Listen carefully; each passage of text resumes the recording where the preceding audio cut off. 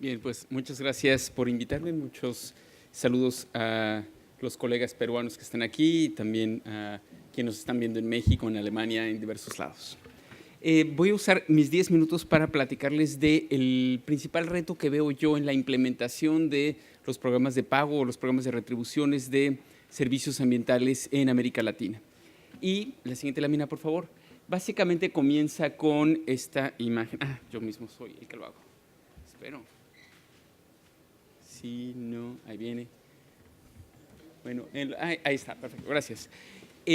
Vean, México tiene 60 millones de hectáreas de bosques y selvas que son muy importantes para servicios ambientales de agua, de biodiversidad, de captura de carbono. El programa de pago por servicios ambientales en México, que ya lleva una década arrancado, hace algo que es muy valioso y es algo que están haciendo otros países, que tiene una fuente de recaudación de todo lo que se paga por agua en México. Alrededor entre el 1 y el 2% cada año va para el pago de esto que le llamamos la infraestructura natural. Está la infraestructura física, los tubos, las plantas de potabilización. Eso se obtiene del pago de derechos, del pago de cánones por el agua. Si se paga la infraestructura física, ¿por qué no se va a pagar la infraestructura ambiental? Y entonces México cobra bien por el agua y parte de ese dinero va a pagar para los bosques. Pero llevamos una década y básicamente con este 2% lo que estamos pudiendo en pagos anuales, en contratos de 5 años, es pagar cerca de entre 2 y 3 millones de hectáreas de bosques. ¿Cuál de esas 60 serían las 3 que nosotros privilegiaríamos para el pago? Porque no nos va a alcanzar para todo. Todos proveen servicios ambientales y lo ideal sería que llegáramos a que el 100% recibiera una retribución. Pero, dada la capacidad fiscal de nuestros países, solamente vamos a poder a una parte de ellas darle, a la más importante. ¿Cuál es la más importante de esos 3 millones? Y eso se trata del tema de focalización. Ese es el principal argumento, que tenemos que hacer un gran esfuerzo para que los primeros pagos, los pagos conforme se van desarrollando los sistemas, vayan a los bosques donde van a ser de más utilidad. Y los bosques de donde va a ser más utilidad tienen 3 características. Tienen que estar en alto riesgo de deforestación, es decir, que si con una bola de cristal los viéramos en 10 años, sin una política ambiental progresiva, esos ya no estuvieran. Es decir, bosques que están bajo una presión de deforestación al cambio de uso de suelo. Por otro lado, bosques que provean servicios ambientales más valiosos, los que están en la punta de las cuencas, los que son claves para la recarga de acuíferos, los que son importantes para la biodiversidad o que tienen más carbono. Es el valor del servicio ecosistémico. Y el tercer elemento es donde la población sea más pobre. Combinando esas 3 cosas, donde se haga una mayor diferencia social, porque si no es pobre, podemos poner una regulación como se hace en las fábricas. Ustedes tienen que emitir menos de tantos contaminantes para que puedan seguir operando, o una manifestación de impacto ambiental, una mina que es muy rentable, se le pueden poner los requisitos y claro, se cumplen porque el Estado lo pide. Entonces necesitamos que combinen esas 3 cosas: servicios ambientales valiosos, presión económica al cambio de suelo, a la pérdida del ecosistema del bosque o de la puna o del páramo, y tercero, que la gente sea pobre. Y eso es parte del gran esfuerzo que estamos haciendo en México. Como ven, tuvimos muchos cambios hacia ecosistemas, hacia potreros y pastizales. Era un cambio de uso agropecuario. Y en cada uno de esos puntos en rojo vive una comunidad en pobreza o extrema pobreza en México. Y se parecen mucho el mapa donde están los bosques y el mapa donde está la pobreza. Por eso mismo es tan importante hacer el pago por servicios ambientales, o por eso salió. Y la forma de medirlo, esto es básicamente con modelos de predicción. Se puede, al observar el pasado, identificar los patrones económicos, los patrones cuantitativos, mesurables, de dónde va a ocurrir la deforestación al futuro. Inclusive puede ser intuición, decir, está alrededor de las carreteras, está en las zonas más planas, las zonas cerca de los mercados agrícolas.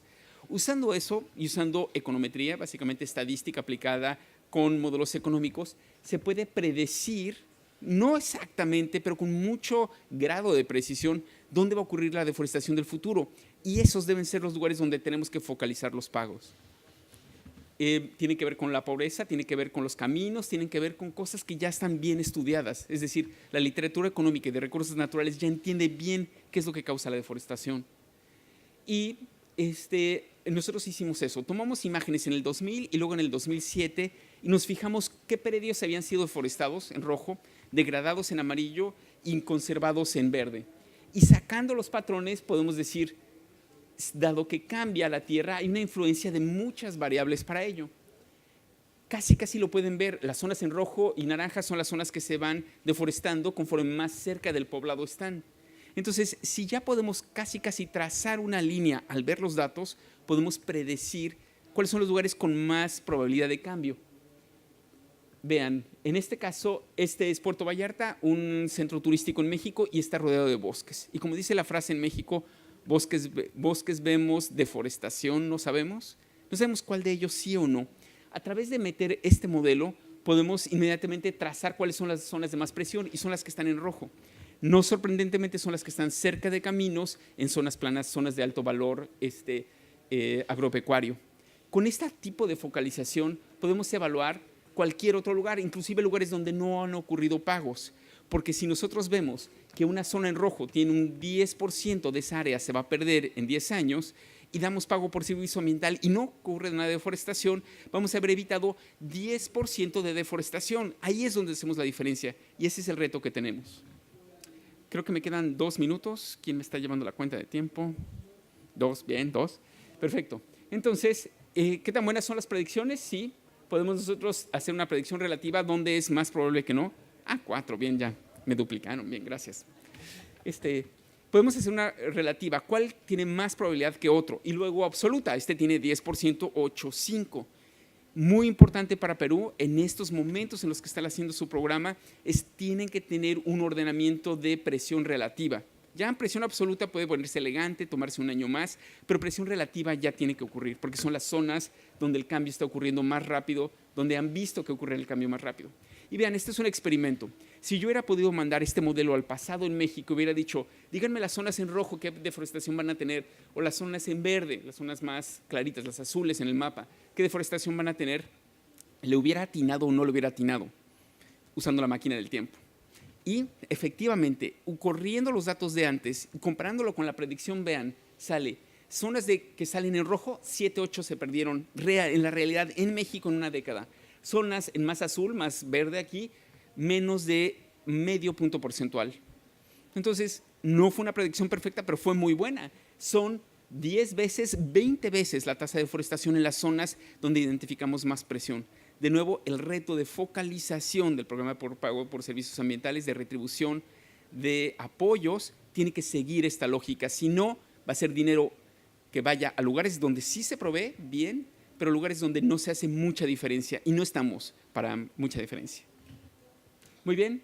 ¿Qué pueden hacer? Pueden meterse al sitio en México, nada más pongan índice de riesgo de deforestación y pueden bajar todos los mapas para México que ya están. Ya los pusimos disponibles, el gobierno de la República los tiene disponibles para cualquier proyecto, para evaluaciones de caminos, porque se puede trazar un camino, ver ese camino reduce la distancia aumenta la presión, cuánta deforestación va a haber ahí y sobre todo, si se coloca un pago en esta zona, se estaría evitando tal presión.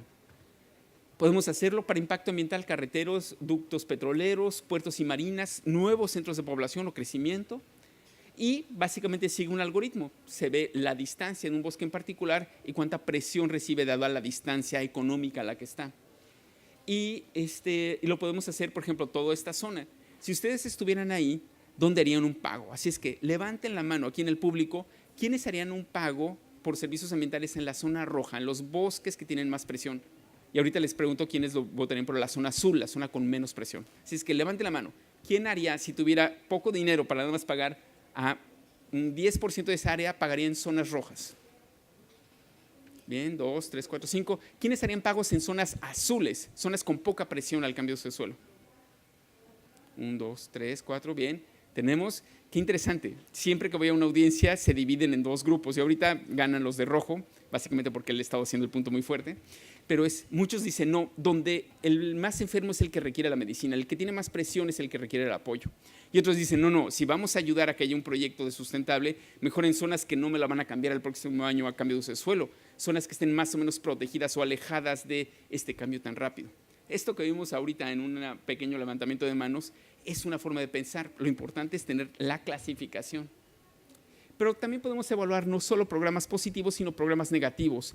Que hay un subsidio a la ganadería. que amplía los potreros, que amplía el cambio de suelo. ¿Por qué? Los ministerios de Agricultura y Ganadería son muy fuertes en nuestros países, tanto o más que los ministerios de Medio Ambiente. Si ellos dan subsidios a favor del cambio de suelo y los ministerios para la conservación dan uno para la conservación, ¿quién gana? El que tenga más peso. Entonces podemos evaluar también el diseño de políticas, cuando hay mucha presión y cuando hay poca. Y obviamente los programas como áreas naturales protegidas, desarrollo de negocios comunitarios con sustentabilidad, programas a favor de la conservación y programas en contra de la conservación pueden ser evaluados a través de comparar una zona con y una zona sin, una zona con mucha presión y una zona con poca presión. La lección en México fue que la gran diferencia, 3.7 y 0.6, no podía ser atribuida al programa, sino teníamos que saber que aquellos que habían entrado por un error estratégico que no sabía el gobierno en ese entonces, se le dio el pago a todos los que se quisieron anotar, en vez de a aquellos con esos 3 valores, más pobreza, más presión y más valor de los servicios ecosistémicos. Esos son los que tenemos que estar apoyando. Cutzamala, Reforestemos México, el programa de pago por servicios ambientales ya utilizan esto para la focalización. Y obviamente la información, democracia, rendición de cuentas, el dinero está bien invertido y está teniendo un efecto.